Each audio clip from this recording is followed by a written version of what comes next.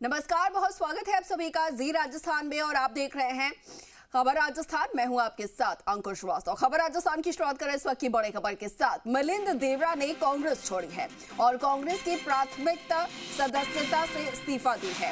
X पर post करके उन्होंने लिखा कि आज मेरी राजनीतिक यात्रा के एक महत्वपूर्ण अध्याय का समापन हुआ है। प्राथमिक सदस्यता से मैंने अपना त्याग पत्र दे दिया है। पार्टी के साथ मेरे परिवार का 55 साल पुराना रिश्ता खत्म हुआ। मैं सालों से उनके अटूट समर्थन के लिए सभी नेताओं, सहकर्मियों और कार्यकर्ताओं का आभारी हूं। कांग्रेस के वरिष्ठ नेता और कई पदों पर रह चुके मिलिंद देवड़ा ने आखिरकार कांग्रेस के सभी पदों से इस्तीफा दिया है। अब ऐसे में सवाल ये है कि क्या अब वो एकनाथ शिंदे गुट में शामिल हो सकते हैं, क्योंकि पिछले कुछ दिनों से महाराष्ट्र की राजनीति में इस पर अटकलें तेज हुए हैं और इस पर ज्यादा जानकारी दे पाएंगे हमारे सहयोगी शशि मोहन शर्मा हमारे साथ फोन लाइन पर जुड़ गए हैं। शशि, बताया जा रहा है इस वक्त की बड़ी खबर है, मिलिंद देवड़ा जो है उन्होंने कांग्रेस छोड़ दी है और अब आगे क्या यहां पर उनका रास्ता हो सकता है, क्योंकि अटकलें काफी ये भी है कि वो महाराष्ट्र की राजनीति में फिर सक्रिय हो सकते हैं। मिलिंद देवड़ा दरअसल वो नाम जिनके पिता ने कांग्रेस के साथ में लंबे समय तक काम किया। केंद्र में उनके पिता मुरली देवड़ा पेट्रोलियम मंत्री रहे और अलग अलग पदों पर रहे। महाराष्ट्र में मुरली देवड़ा और मिलिंद देवड़ा कांग्रेस का प्रतिनिधि चेहरा हुआ करते थे, लेकिन पिछले कुछ समय से उन्हें ऐसा लग रहा था कि वे उपेक्षित हो रहे हैं। युवा ब्रिगेड में शामिल हैं, राहुल गांधी के नजदीकी रहे हैं।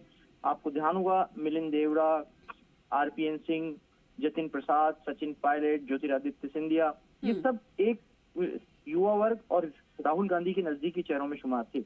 लेकिन अब मिलिंद देवड़ा ने कांग्रेस से विदाई ले ली है और आज दोपहर एकनाथ शिंदे गुट की जो शिवसेना है उससे जुड़ सकते हैं। मिलिंद देवड़ा ने ट्वीट करके इस चीज की जानकारी दी है कि उन्होंने कांग्रेस की प्राथमिक सदस्यता से इस्तीफा दे दिया है, सभी पद छोड़ दिए हैं। और मिलिंद देवड़ा की नजदीकी किससे है?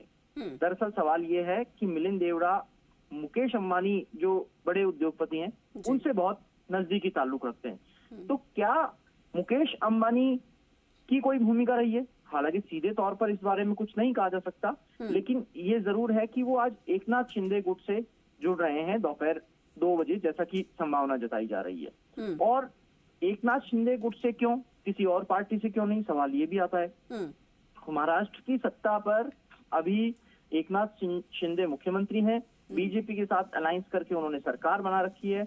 आपको ध्यान होगा कुछ समय पहले कांग्रेस की राष्ट्रीय प्रवक्ता रही प्रियंका चतुर्वेदी ने भी पार्टी से इस्तीफा दिया और उन्होंने भी शिवसेना से नाता जोड़ा। एक संभावना ये हो सकती है कि भविष्य में कांग्रेस में फिर से जुड़ने की संभावनाओं को देखते हुए ये नेता बीजेपी से सीधे रूप से नहीं जुड़ रहे हैं, बल्कि स्थानीय पार्टी शिवसेना से जुड़ रहे हैं, क्योंकि शिवसेना महाराष्ट्र की जो मराठी अस्मिता है उसको लेकर चलती है। अपने आप को मराठी लोगों के ज्यादा नजदीक साबित करने के लिए, मराठी लोगों का जो वोट बैंक है वो सीधे तौर पर उनसे ना टूटे, ना चिटके, इसके लिए शिवसेना के जो एकनाथ शिंदे गुट हैं उससे जुड़ सकते हैं। अब सवाल ये कि टाइमिंग कितनी महत्वपूर्ण है। आज राहुल गांधी की न्याय यात्रा शुरू हो रही है, मणिपुर से इस यात्रा की शुरुआत होगी, भारत जोड़ो न्याय यात्रा की, और उस यात्रा से ठीक पहले मिलिंद देवड़ा का इस्तीफा, यानी कांग्रेस पार्टी की जो सकारात्मक सोच शुरू हो या सकारात्मक बातें शुरू हो, उससे पहले पार्टी की खामियां उजागर होने लगे। खामी ये कि क्या पार्टी अपने युवा चेहरों को या अपने जो मजबूत स्तंभ हैं उनको जोड़कर नहीं रख पा रही। आप देखिए हिमंता बिस्वा शर्मा गए, वहां असम में गए, असम में बीजेपी में जाकर के उन्होंने काम किया, पहले पीडब्ल्यूडी मंत्री बनाया गया उन्हें और फिर अब मुख्यमंत्री बनाया गया। इसी तरीके से ज्योतिरादित्य सिंधिया गए और दूसरे नेता भी लगातार कांग्रेस का दामन छोड़ते दिख रहे हैं। तो क्या मिलिंद देवड़ा भविष्य की संभावनाओं को देख करके गए हैं या उन्हें कांग्रेस में अब संभावना ही नहीं दिख रही? सवाल दोनों है, कहीं दूसरी जगह संभावना दिख रही है या जिस पार्टी में अभी है वहां संभावना नहीं दिख रही। और न्याय यात्रा से ठीक पहले छोड़ देना पार्टी, इस टाइमिंग के ऊपर सवाल ये उठ रहे हैं कि क्या कांग्रेस की नेगेटिव पब्लिसिटी को भी टारगेट किया गया।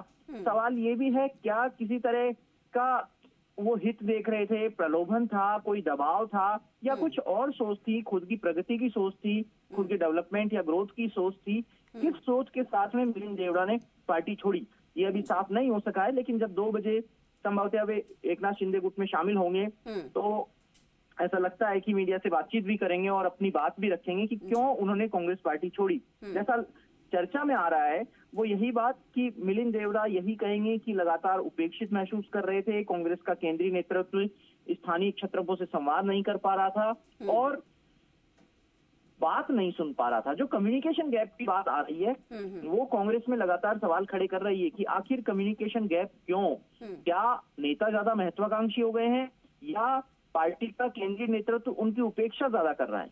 ये सवाल लोगों के मन में जिज्ञासा पैदा कर रहा है कि आखिर क्या कारण है कि कांग्रेस पार्टी अपने पुराने नेताओं को, अपने परंपरागत नेताओं को जो साथ में जुड़े हुए हैं उनको नहीं रख पा रही। पिछले दिनों गुरदास कामत जो कांग्रेस के वरिष्ठ नेता रहे उनका निधन हो गया, लेकिन उससे पहले वो कांग्रेस पार्टी छोड़ चुके थे। ये भी सवाल खड़े कर रहा था।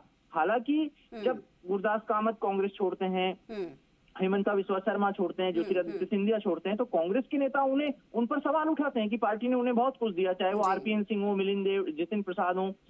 लेकिन अगर पार्टी ने उन्हें बहुत कुछ दिया तो फिर पार्टी उन्हें अब क्यों नहीं जोड़कर रख पा रही? क्या पार्टी ये कहना चाहती है कि वो नेता स्वार्थी थे?